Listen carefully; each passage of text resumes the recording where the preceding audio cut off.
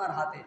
একটা যুবক তার জীবনের বাকি অংশটুকু কাটাবে, 1 নম্বর একটা যুবক সুখী হওয়ার জন্য তার জীবনে একটা সঙ্গিনী চাই, সুন্দর মনের মতো একটা বউ চাই। তো আনবেন, সুখী হবেন। গত সপ্তাহে আমি বলেছিলাম 1 নম্বর হলো সুন্দর বউ পাওয়ার জন্য, স্বামী স্ত্রীর মিল থাকার জন্য, মধুর মিলন সুসম্পর্ক থাকার জন্য আপনি যতই খোঁজেন পাইবেন না, তারপরও খুঁজতে হবে। কিন্তু 1 নম্বর কথা হলো আপনি আল্লাহর উপর তাওয়াক্কুল করতে হবে, আল্লাহর কাছে দোয়া করতে হবে, আল্লাহ আমার একটা ভালো জীবন সঙ্গিনী মিলাই দিয়ে, আমি এমন এমন চাই যাকে নিয়ে আমার সংসার সুখের হবে, সুন্দর হবে, মনের মিল হবে, সংসারে উন্নতি হবে, চাইবেন। তারপরে খুঁজবেন। এরপরে বিয়ে করতে গেলে অনেক কিছু বাঁচতে হবে। জমিনে ফসল করার আগে কত দাপে বাছাবাছি করি, সার ওষুধ কোনটা দিলে ভালো হবে, কত কিছু করি, তো বুঝি আমরা। তো আপনি সংসার জীবন করতে যাচ্ছেন, অনেক কিছু বাঁচা আছে। এটা দিয়ে আপনার জীবনের পূর্ণ নেতৃত্ব কর্তৃত্ব শুরু, আপনার পুরা জীবনের পরিকল্পনা এখান থেকে শুরু। ঘরে যদি একটা দাজ্জাল, ঘরে যদি একটা ভাইরাস ঢুকে, উল্টাপাল্টা একটা লোক যদি ঘরের মধ্যে ঢুকে আপনার সংসারটা খান খান করে দেবে। একটা ডাকাত যদি ঘরে ঢুকে সব শেষ করে দেবে, দুনিয়াটাই আপনার জন্য জাহান্নাম। হ্যাঁ, ঠিক বলেছেন। একটা স্ত্রী যদি উল্টাপাল্টা হয়, দুনিয়াটাই আপনার জাহান্নাম।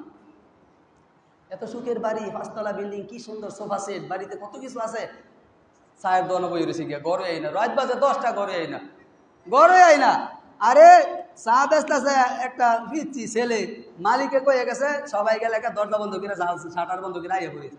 এখন মুরব্বীরে কইতে হবে না, সইতে হবে না, মুরব্বী ভাইয়ের উপর হাত তুলে দিয়ে জিমায়া বইয়া রয়েছে, হুদা না দিয়ে উঠে না, লড়ে না, চা টা খায় না, কিচ্ছু না, বইয়ে রয়েছে। ওই দাদা শেষে দেখতে, দাদা যাইতেন না বাড়ি, কি ব্যাপার? দাদি তো বাসায় আছে, কোটি কোটি টাকার মালিক, বাড়িতে এত আরামের জায়গা, হ্যাঁ বিদ্যুৎ গন্ধে যাওয়া যায় না, গরম, এই ছাদের নিচে এক চালার নিচে আন্দার করে বইয়ে রয়েছে, চায়ের দোকান, চুলার হিট যায় না, রাত বাজে 10টা।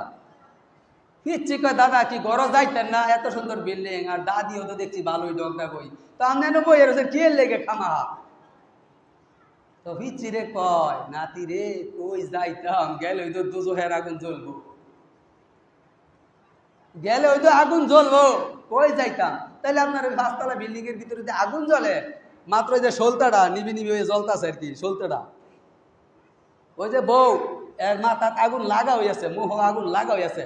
ওই যে আগের যুগে বিড়ি খাইতো যে বন্ধু কামলারা, ব্যানার মধ্যে আগুন লাগাই লয়ে গেছে না, ডাবা খাইতো যে, তো ওই ডাবার মধ্যে ব্যানার মধ্যে আগুন লাগাই যে থুয়ে দিছে, বিড়ি যখন লাগে লাগাই খালি টান মারবো, ডাবা যখন খাইবে আনতে নিয়ে টান মারবো। তো জাহান্নামের আগুনের ওই ডিবি বানায়, বেনা বানায়, ওই বেনাটা হইলো আপনার ঘরের বউ, ঠিক না বেটি?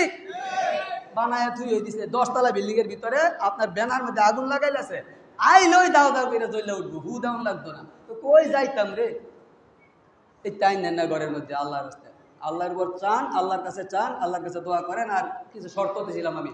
1 নম্বর হলো যৌতুক চাইয়া নেওয়া হারাম, ইসলামের বিধান, আপনার ভালোর জন্য, আপনি এটা করতে চান না, যৌতুক চায়েন না,